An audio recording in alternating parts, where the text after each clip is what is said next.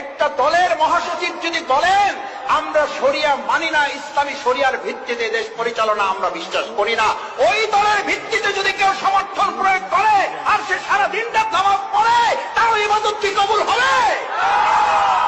এটা শফিকুল ইসলাম মাসুদের ফতোয়া। তাহলে উনি স্পষ্ট করে দিয়েছেন যে একদল লোক এদেশে শরিয়ার আইনের চেষ্টা করছে আর উনার দল শরিয়ার আইন বিশ্বাস করে না।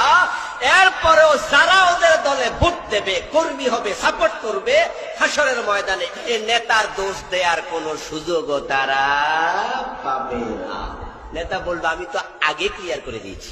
আমাদেরকে বলতেছে আসমানের আল্লাহর আইন দরকার নাই, বরং আমরা যারা রাষ্ট্র চালাই আমাদের আইন মানো। তাদের আইন যারা মেনে নিয়েছেন, আল্লাহর আইনকে বৃত্তাঙ্গুল দেখিয়েছেন, আল্লাহর কসম আপনারাও ফেরাউন নমরুদের মতো।